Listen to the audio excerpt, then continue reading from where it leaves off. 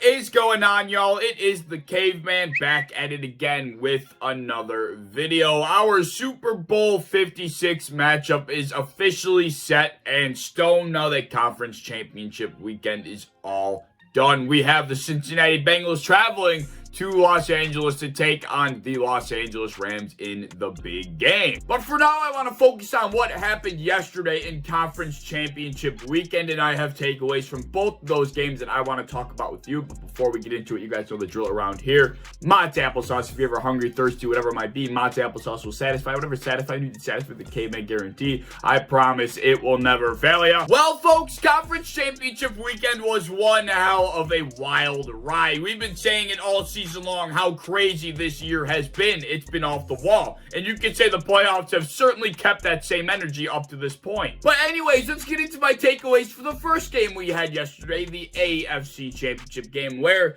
somehow, some way, the Cincinnati Bengals came back from being down 18 points to upset the Kansas City Chiefs. I am still having a hard time wrapping my head around what in God's name went down in that football game. But quickly, I want to say this.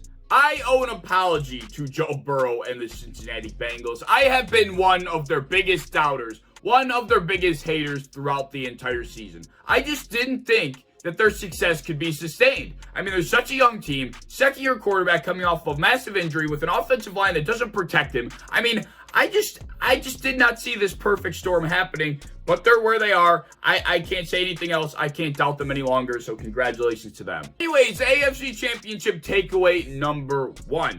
Patrick Mahomes is no longer perfect. I never thought I'd see the day that Patrick Mahomes played as poorly as he did. I, honest to God, did not think he had that type of poor performance, that type of collapse inside of him. There are no words to describe how poorly Patrick Mahomes regressed in the second half going into overtime. He choked, and to put it as nicely as possible, Patrick Mahomes is the main reason why the Kansas City Chiefs ended up blowing that lead and losing this game. His inability to keep a long, sustained drive throughout the second half going into overtime is the reason why the Cincinnati Bengals had so many more opportunities with the ball in their hands to make the comeback that they did. Between the third and fourth quarter and the overtime periods, the Kansas City Chiefs had 7 total offensive drives.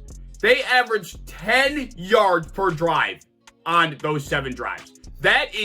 Those are the Kansas City Chiefs we're talking about here, people. Not to mention, one of those 7 drives came off of what could have been a very costly Joe Burrow interception. That interception that Burrow threw could have shot the comeback hopes of the Cincinnati Bengals right in the chest if the Kansas City Chiefs did anything with the ball on offense following it. But they didn't. They didn't take advantage of the opportunity they were given on a silver platter, and they allowed the Cincinnati Bengals to do what they did. I don't know what happened. I don't know what caused this epic failure for the Kansas City Chiefs, but I do know one thing.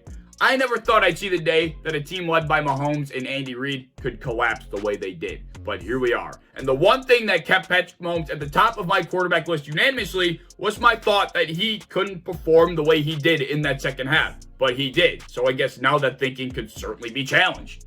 Now let's move into my second and final takeaway for the AFC Championship game, which is that offensive line deficiencies can be worked around. I did not think this was possible, at least not at the sustainable rate that the Cincinnati Bengals have proven it to be possible. I mean, I thought for sure eventually this would come back to bite them in the ass, but somehow it hasn't. This has been one of the main reasons why I've doubted the Cincinnati Bengals throughout the year, throughout the postseason up to this point, because I thought the offensive line would eventually lead to their collapse. But lo and behold, they're sitting here in the Super Bowl laughing in my face. But with their well-executed screenplays, Joe Burrow's escape and playmaking ability, along with their uber-talented wide receiver group making some humongous catches, they were able to do the impossible, come back against the Chiefs, and advance to the Super Bowl. I mean, that was as good as it was going to get for a second half for the Bengals. And it also doesn't hurt that Joe Mixon had his best game on the ground since week 11. That offense, although it took an entire half to get going, really started clicking on all cylinders. Anyways, the Bengals have proven a philosophy that I did not think could be proven. Being able to have sustainable, effective, efficient offense with a poor offensive line blocking up front. I mean, it was really, really well done. I'm super impressed. And I would like to see other teams take a similar route. I mean, they took Jamar Chase instead of Penei Sewell in the first round of this year's draft. Everybody thought they were crazy, but look where they are now. They've allowed their super talented quarterback and skill position room to carry them to the promised land despite having poor blocking up front. And I can't doubt them any longer. They have proven, I think, a lot of people wrong. I think most people wrong at this point. And you know, good for them. All right, so now let's move into my 2 takeaways from the NFC Championship game, where the Los Angeles Rams were one Jaquiski Tart interception away. No! No! No! From not only going home early, but from sending me into a mentally unstable, clinically insane spiral from not being able to comprehend the events that could have transpired in Conference Championship weekend. I damn near lost my shape. But I am still stable. The Rams escaped with their lives 22-17. And here are my 2 takeaways. NFC Championship takeaway number 1.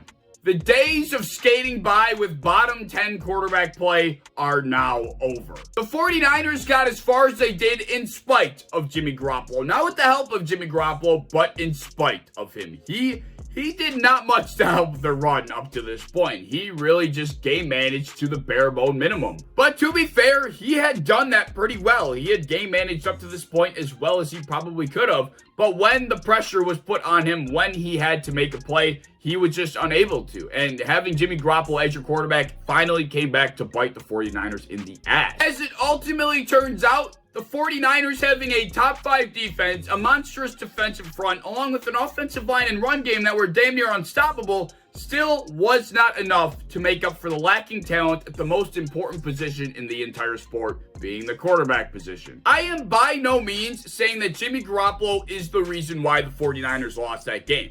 But what I am saying is he held their offense back. They were put in situations, they were put in binds that they could not get out of because of Jimmy Garoppolo and his lacking ability. At the end of that game, the 49ers did have time on the clock to not only drive the field to potentially kick a field goal, but maybe even score a touchdown to win the game. But with Jimmy Garoppolo as your quarterback, that is just not happening. He is incapable of dropping back to pass on a consistent basis, especially in obvious passing situations. He's just not that guy. And to make it even worse, Jimmy Garoppolo's not even athletic. Not only can he not drop back to pass, but he's not going to be able to beat you with his legs either. He can't escape the pocket. He's not going to be able to run beyond the line of scrimmage to move you down the field. He just really can't do anything all that well whatsoever. But that final offensive drive for the 49ers was not the only drive that Jimmy Garoppolo held them back. There were a number of offensive drives throughout the game where the 49ers offense stalled out in that no man's land area right inside Los Angeles Rams territory. With the way offenses operate in today's NFL, everybody's going for it in those 4th and short situations in that awkward territory, right? 4th and 4, 4th and 5, 4th and 6. Most offenses are gunning for it. They're going to try and make a play. Punting there? F that. They're going to go for it. But Kyle Shanahan punted every time, and he took a lot of heat for it, but I can't lie, I don't blame him. I wouldn't trust Jimmy Garoppolo to throw a strike in the situation either. I would punt it. I would put my defense out on the field, and I would trust them to make a stop deep inside my opponent's own territory. That's just the facts of it, and that is what happens when you keep yourself handcuffed with a quarterback like Jimmy Garoppolo. Jimmy was not the reason why they lost that game, but he certainly held them back in big situations that could have helped them win the game. And with that being said, I think we're seeing the end of an era. Bottom 10 quarterback play being made up by awesome defenses and amazing run games.